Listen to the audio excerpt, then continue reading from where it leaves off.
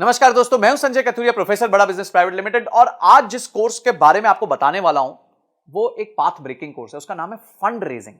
जी हां, देखिए, कोई भी जब स्टार्टअप चालू होता है या कोई भी मिड साइज कंपनी भी हो जाती है, उसके लिए फंड रेजिंग बहुत इंपॉर्टेंट होती है। तो फंड रेजिंग जो होती है वो दो तरीके से हो सकती है। पहला, आप उधार ले सकते हैं। दूसरा, आप जो है कंपनी के शेयर्स बेच के शेयर्स के अगेंस्ट पैसे ले सकते हैं। तो आप कौन से तरीके से जाना चाहेंगे, ये आपको ध्यान रखना है। तो इस कोर्स में हमने बताया कि अगर आप शेयर्स बेच के पैसा रेज करना चाहते हैं तो किन किन चीजों का आपको ध्यान रखना है। उसके लिए आपको इन्वेस्टर्स के सामने पिच करना पड़ेगा। देखिए, उधारी में क्या होता है, उधारी तो बड़ी सिंपल है।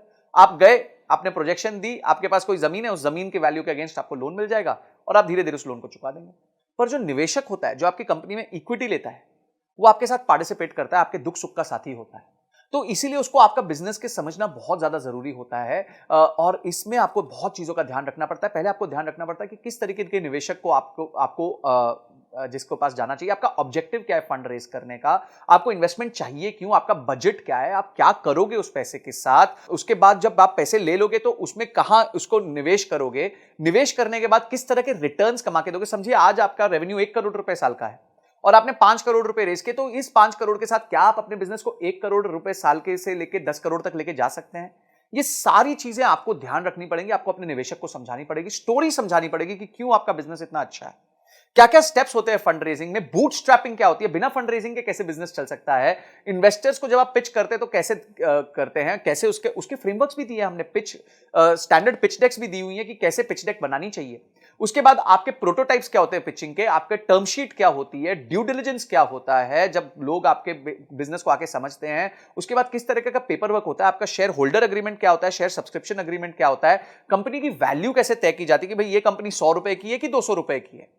उसके बाद आप एंजल इन्वेस्टमेंट कैसे ला सकते हैं, वेंचर कैपिटलिस्ट को कैसे ला सकते हैं। और उसके साथ साथ हमने ये देखा है कि कुछ अच्छे एंटरप्रेन्योर्स से मिलकर हमने ये पता किया कि उन्होंने फंड रेज कैसे किया था, उनकी जर्नी कैसी रही है, उनके लिए कभी क्या प्रॉब्लम्स आई और उस प्रॉब्लम्स को उन्होंने कैसे सॉल्व किया। और अंत में जाके बॉम्बे स्टॉक एक्सचेंज में घंटी बजानी है, आईपीओ लेके आना है। तो किस तरीके से आप अपने बिजनेस को बिल्ड कर सकते हैं, कि इन्वेस्टमेंट बैंकर कौन होता है, उसका रोल क्या होता है आपके बिजनेस में, और किस तरीके से आपको फंड लाके देता है। आप उसके बाद इन्वेस्टर रिलेशंस कैसे मैनेज करते हैं, जब निवेशक बोर्ड पे आ जाता है उसके साथ कैसे अपना आप रिलेशन मैनेज करेंगे। ऐसी 32 पावरफुल वीडियोस हमने बनाई हैं जिसमें case studies, examples, real life cases हमने लिए हैं, जिसको आप यूज करके फंड रेजिंग कर सकते हैं। तो बाप रे, इतना सुनने के बाद ही आपको मन करना चाहिए कि मैं इस कोर्स को अनलॉक कर लूं, इमीडिएटली अनलॉक कर लूं और जाके सारे वीडियोस को ध्यान से पढूं, उसको इंप्लीमेंट करूं और उसके बाद उसके रीडिंग मटेरियल्स को पढ़ के उसको और डीप में समझूं। तो ये सारी चीजें हमारे एक ही कोर्स में इतना सब आपको मिल जाएगा, इतनी सारी आपकी प्रॉब्लम सॉल्व हो जाएंगी।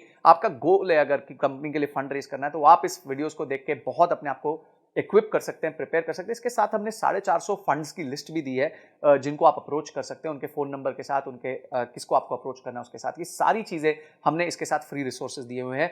तो इमीडिएटली जो है एक्शन लीजिए, क्योंकि एक्शन के बिना कोई परिवर्तन नहीं आएगा, कोई चेंज नहीं आएगा। तो आपने इस वीडियो को देखा, आपने इस कोर्स को अनलॉक किया और आपने ये तय किया कि इस कोर्स को देखने के बाद मैं फंड रेज में और ताकतवर हो जाऊंगा। इन सब के लिए आपका बहुत बहुत धन्यवाद।